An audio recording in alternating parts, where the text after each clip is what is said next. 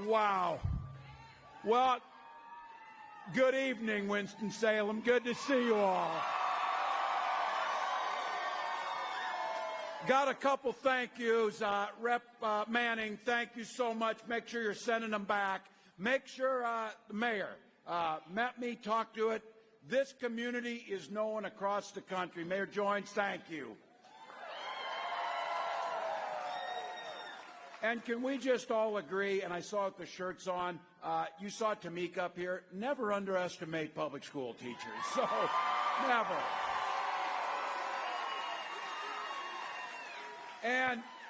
And to the staff, to the leadership, to the school board, and especially to the students at Carver, thank you for having me here.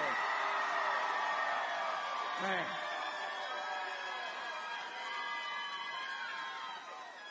I feel right at home, so thank you. Look, North Carolina, too, I know something about and am a little biased towards governor. You have one hell of a governor in Roy Cooper. Amazing. And you have a wealth of riches, because I would normally say those are big shoes to fill, but you're going to fill them with Josh Stein. So, pretty good. And let me just say to each of you, you came out tonight, you parked, and between traffic and planes and things, you waited here. But you came out for a very beautiful reason. You came out because you believe in the promise of America and you love this country. So thank you to all of you. And look, we might have had to wait a while, and it might be a little warm, but we've waited nearly 250 years, and in 19 days, we get to say Madam President. So.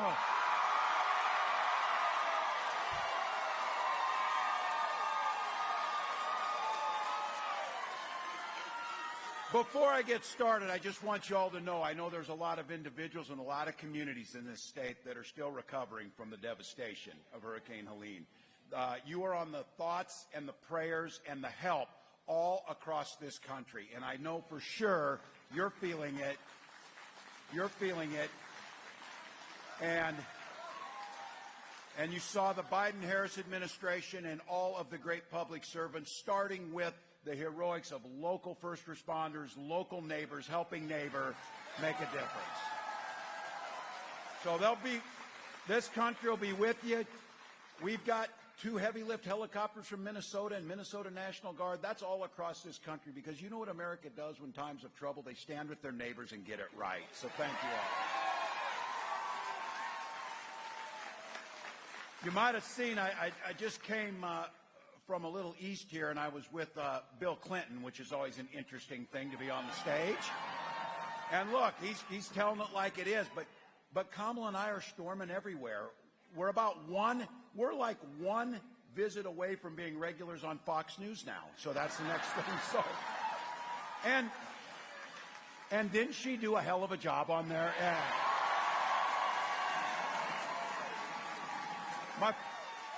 My favorite is, excuse me, I'm not finished. Let's all agree she is not finished with this yet. So now contrast to that, we're not seeing much of the former guy, but Donald Trump addressed a town hall at Univision yesterday. Yes. Well, at least he wasn't swaying to music for half an hour. He was at a town hall, but he got asked a real question. He got asked why he and his running mate are making up stories about legal migrants in this company, doubling down on disgusting stories and telling lies that the Republican officials in these areas are saying that's lies. The Republican governor of Ohio had to send state patrol to escort kindergartners to school because of the stuff they're saying. So look, they're begging him to stop. But okay, let's acknowledge this. There are outsiders coming into communities, stealing jobs, making life worse for people there, and they have names: Donald Trump and J.D. Vance. Those are the people coming there. Those are the people coming there. So You might remember a couple weeks ago we had a little debate, and I simply asked what I thought would be the easiest question of any American to answer throughout our entire history. Did Donald Trump lose the last election? And he gave me a real smug non-response. Well, Tim, we're thinking about the future. Answer the damn question. That's the thing. Answer the damn question. Well, he's been being asked for 2 weeks, and yesterday he answered it, and he said, no, Donald Trump did not lose the last election. But here's the good news. If you're sick of these guys, you can say no to them. You can say no to them. So look, we know who they are. Kamala Harris is offering us a new way forward, a better way forward. The vice president always says something, and I love this. She's a girl who grew up in a middle-class family in Oakland, and I'm a kid who grew up in a rural community of 400 in Nebraska. And she, a middle-class guy, I see that guy with the Husker hat on. He's not letting it go. But she says, how beautiful is it that two middle-class kids can be running for president and vice president of this country? And when you grow up middle class, you know how middle class folks think. I remember Wall Street Journal did a story, and they analyzed our financial reports, and they said, damn, Tim Walz might be the poorest person to ever run for vice president. So every teacher in here, every nurse in here, every firefighter, every small business owner, we are who we are. We're middle class. That's why she understands that the economy works best when it's fair for everyone. And she's not just talking about it. She's laid out a plan to show us the way. Now think about this. Kamala Harris's plan, and they've analyzed this thing, 100 million Americans will get a tax cut under Kamala Harris. Middle class folks. And you hear us talking about prices, taking on the price gougers. Farmers make $10 for a bushel of soybeans. That's what they made when food was cheaper. Somebody's taking the money. Here's how it works. You get a hurricane coming, and folks in Florida are trying to fly out of it. Oh, imagine that. Airline flight prices went way up. That's not capitalism. That's unfair. That's price gouging. That's unethical. And it matters. Things like insulin. When we put a cap on insulin at $35, because here's what happens. An airline flight might be one thing, but getting out of the way of a hurricane is pretty damn important. But taking your insulin, life and death. We had a young man in Minnesota, Alex Smith. Couldn't get his insulin because after 26, he went up his parents' insurance. He started rationing it, and he died because of it. So his mom, Nicole, comes to the state capitol and says, I will be damned if another family will lose a child. And we passed a law capping insulin price at $35. That's what Kamala Harris is doing. By the way, it costs $5 to manufacture that insulin, and they were charging $800. So just to be clear, yeah. Look, and then something bringing costs down. But Kamala Harris brought up something. I see it is good. There's a lot of young people in this crowd. That is a good thing. But some of us with less hair, and for the young people in here, I guarantee you, I turned 60 earlier this year. You start wondering about Medicare about that time. You start thinking about it. And here's what Kamala Harris proposed, and this is transformational.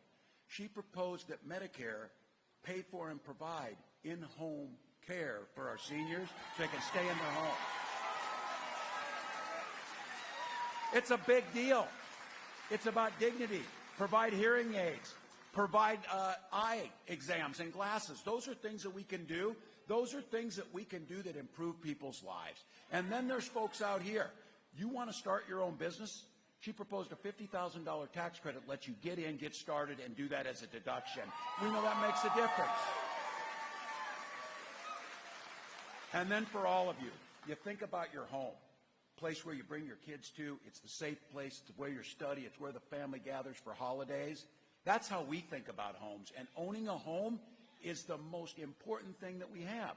Well, it's more difficult to do, so she's proposed building 3 million more new homes and a $25,000 down payment assistance on that so you can get into a home. Look, These guys, when you're a New York real estate investor, you just see houses as a commodity to buy and trade, and you don't give a damn who gets out. So we have companies buying up big bunches of houses and then jacking up the price. That's why we can't get them. Making sure that middle-class people have an opportunity to do that. So look, you all get it, and I'm sure every state has their own sayings. We've got a saying in Minnesota that's pretty simple, and it shows you how things work. The thing is that when we all do better, that's what she's talking about, the economy, making the economy fair. Not tax cuts for billionaires, not things like, how is it fair Donald Trump hasn't paid federal income tax for 10 or 15 years? Pay your damn fair share. Look, it's because these guys have a different outlook. They see things differently. And look, we know what they'll do because they said it. They're going to gut the Affordable Care Act. That's what they said. Remember, Donald Trump said, well, I've got a concept of a plan in the debate. Then J.D. Vance went on to try and explain it, and I told him, you should stick with the concept of a plan because the way he explained it is work. Because look, they will kick off 500,000 North Carolinians off that. And we expanded Medicare expansion to this, and we allowed people to get on health care. It keeps people healthier. It keeps them in their jobs. It's a quality of life. If they take away the pre-existing conditions, look, you don't even have to be a businessman as bad as Donald Trump to understand this thing. Insurance companies collect premiums, and the way they make money is not paying premiums out when somebody's sick or paying benefits out. So what they want to do is, and what their plan is, let insurance companies pick who they insure, and guess who they'll pick? Young, healthy people who aren't sick. The rest of us, good damn luck when you get something. And good luck when you get cancer. Good luck when you have a complication in pregnancy. So look, that's what's there. Cutting Social Security and Medicare. And I say this, Social Security and Medicare, it doesn't, I'll give them this. Where they're standing, they probably don't give a damn. Because when you're a billionaire, you don't care about your Social Security check. My nearly 90-year-old mom cares about it. And I can also tell you this. When my dad died, I'm a teenager. My little brother's in elementary school. My mom's a stay-at-home mom. It was Social Security survivor benefits that kept our family together. You're hardworking folks. We hear these guys tell us this all the time. Pull yourself up by your bootstraps. We'll damn sure do it. We just didn't have any boots. So that's Social Security.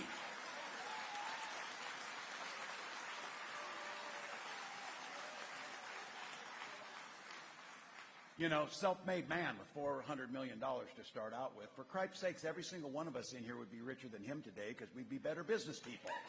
So if we got your parents left you that.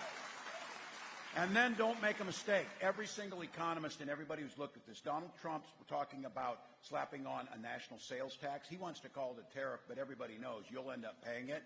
$4,000 a year, about 20% tax on everything you buy. It's bad policy. But look, he did keep one promise. He got his rich folks down to Mar-a-Lago, and he said, you're rich as hell, and I'm going to give you a tax cut. He delivered.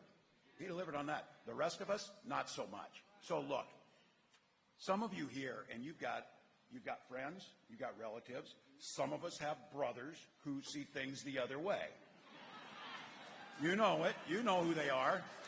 But what I would ask is, because they always say this too, well, I don't really like Trump. You know, he does a lot of bad things or whatever, but I just love his policies. Your answer to them is, which policies are those? When did the party of Ronald Reagan decide it was okay for government to make our personal choices? So Trump brags about this, that states have the right to monitor pregnant women's, to enforce their extreme abortion bans. You got a real peach of a guy here who's running for governor on the other side who said, look, America doesn't hold you to that guy. Trust me. Because that guy is never going to be the governor of North Carolina. So.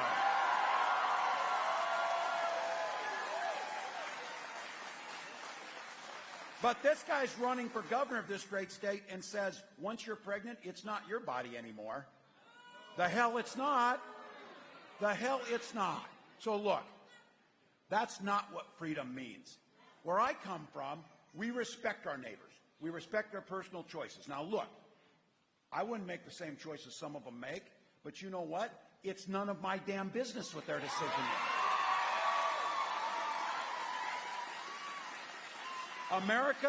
America works just fine if we treat people with respect and we allow them to make their own decisions. These guys are oddly and obsessively focused on what you're doing in your bedroom, what you're doing this. That is not right, people, and you all know it. When Kamala Harris and I talk about freedom, here's what we mean. We mean it's the opportunity for you to make your own decisions. Now, men in here, I'm talking to you. We know that women are getting this right, and they're voting in waves for Kamala Harris. We get that. Waves. But here's the thing. So are the men.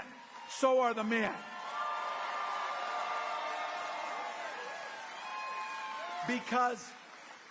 Because the people in our lives, our wives, our daughters, our mothers, our friends, for Christ's sakes, our neighbors, their lives are literally at stake on how we vote in this.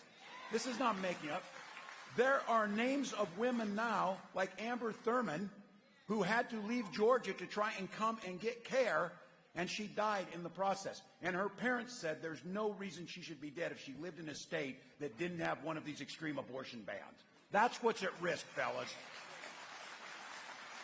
So look, Trump did exactly what he said on this, too. He appointed those justices to the Supreme Court to overturn Roe. Remember them sitting in their Senate hearings? Oh, Roe is settled law. Roe is settled law. So now Donald Trump is telling you, and J.D. Vance sat on the stage next to me and lied and said he had never supported a national ban. He most certainly has. And if you haven't learned your lesson, they will do it again. Because, look, he brags about it. He is happy that my daughter, your wives have less freedoms and rights now than their mothers and grandmothers did. 20 states, including North Carolina, have one of Trump's, what he calls, a beautiful thing, the abortion bans. Let's be very clear. This is health care. And again, fellas in here, Kamala Harris during one of those hearings asked a really important question when she said, can you name one law that dictates men's bodies? So because of this, women are being denied care, can't get into the emergency rooms, and having miscarriages in their cars. Survivors of rape are being forced to carry those pregnancies on. People like Hadley Duvall in Kentucky, a 12-year-old raped by her stepfather and impregnated. And when asked about that, Senator Vance said, 2 wrongs don't make a right. There is not one damn thing right about what happened to Hadley Duvall, and forcing her to have that child is not one of them. And in states trying, in Mississippi and others, trying to close the door on fertility clinics. And look, Hadley Duvall doesn't want to have her name out here, but she's brave and she's talking about it. Andrew Thurman's parents are grieving, but they're talking about it. We've seen folks across the country have to come forward. My wife and I talked about this a little bit because we struggled with infertility and spent years. We had insurance, thank God, and we were able to get that care to make sure that we had our beautiful daughter. And I will be damned if someone in elected office should dictate and deny another family the opportunity to have the family that they want. Look, it's a hell of a thing that we're here in 2024 fighting this fight again, but I'll tell you what, it's a privilege because future generations are going to remember who was here and who was fighting these fights.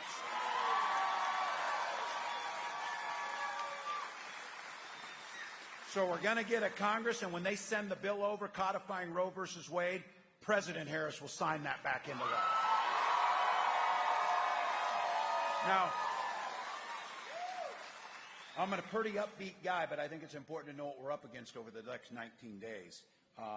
Because we're not just electing and changing things for 4 years. We're changing it for 40 years and generations to come. The next president will more than likely be able to appoint 2 or possibly 3 Supreme Court justices. If it's Donald Trump, he already has an institution that he put his people in, an institution that is basically giving him near total immunity from anything he does. They'll be adjudicating and deciding laws for our children and grandchildren for the next generation or 2. That's what's at stake. And here's what I have to tell you. If that's not the future you want for your kids, that's good, because they are never going to return Donald Trump to the White House. We're going to have Kamala Harris as our president to stand for. So Again, be very clear. When we talk about freedoms, we mean your freedoms to make your decisions, not politicians. Those are yours to make. And we mean freedom of seniors to be able to retire with dignity when we strengthen Social Security and expand Medicare. And again, you're sitting down at Mar-a-Lago with $1 billion not paying taxes. You don't give a damn about your Social Security check. But again, my mom cares and your family cares about their Social Security check. It's pretty important. And I'm going to say, damn straight. And I'm going to say this. In this building, with these students here, you're doing great in those uniforms. It's hot as hell.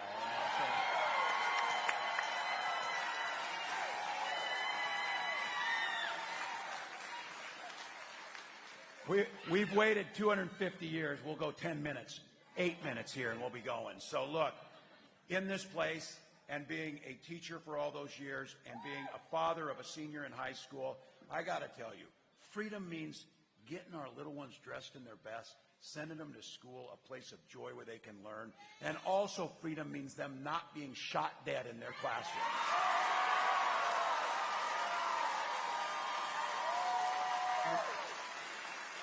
And this is for, clip this one, this is for your uncles, this is for those folks out there. Do not take a back seat on this. I am a veteran, I am a hunter, I am a gun owner. Kamala is a gun owner. But look, owning guns doesn't mean that you jettison common sense, and it doesn't mean that you don't support the Second Amendment, because we do. But our first responsibility is the protection of our children. Now, here's one for your family members. I believe this is correct. I believe this is the first time in modern American history that the Democratic Party's nominees for president and vice president both own guns. So there you go. Now, there's a second part to this. And the Republican nominee for president can't pass a background check to get one.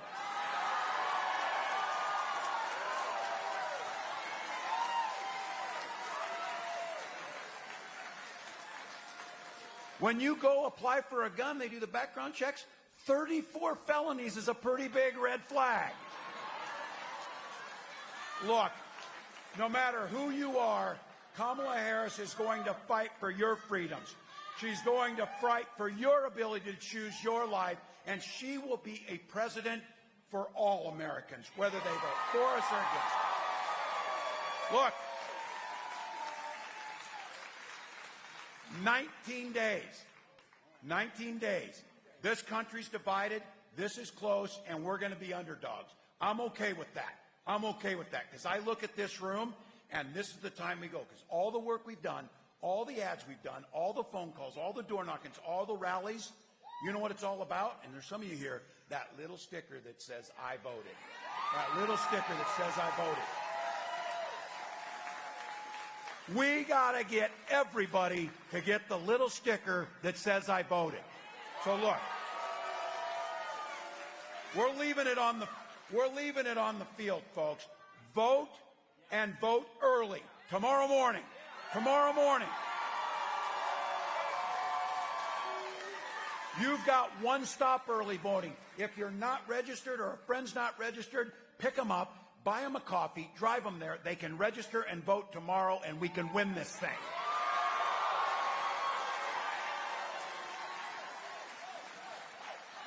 Yeah.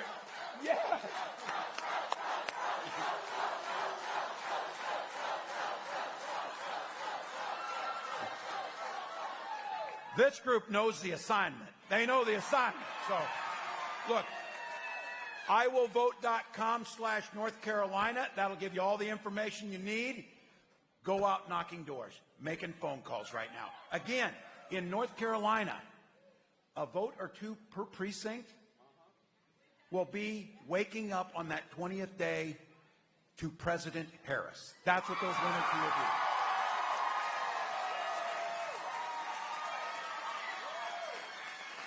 And if you go to KamalaHarris.com, if you got a buck or two, I know we ask much of you. We have got to feed pizza to the folks who are working 20 hours a day. And you've heard me saying this. I've been using my slogan, and I truly mean it. We've got 19 days to change the world for the next generation or two. We've got 19 days to restore integrity, dignity, vision. We've got 19 days to protect women's health care, to protect the environment, to do something about gun violence. All of those things are within our reach. This is a privilege to do it. So I've been saying, we can sleep when we're dead. We don't need to do it now. We don't need to do it now.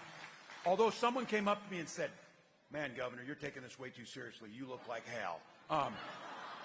I am not waking up on that 20th day and believing we didn't do everything possible, because they're sure the hell going to try and do it, but here's what I see. I see them running out of steam. I see them running on fear. When your closing arguments is to demonize people for who they are or to demonize people who are looking for a better life, that is not who the American public is. We are running on a better way forward, a place where all people matter. So here's the deal. The Vice President's got a saying, and she's right about this. When we fight, but these guys got it right. When we vote, North Carolina, bring us the White House. Let's go.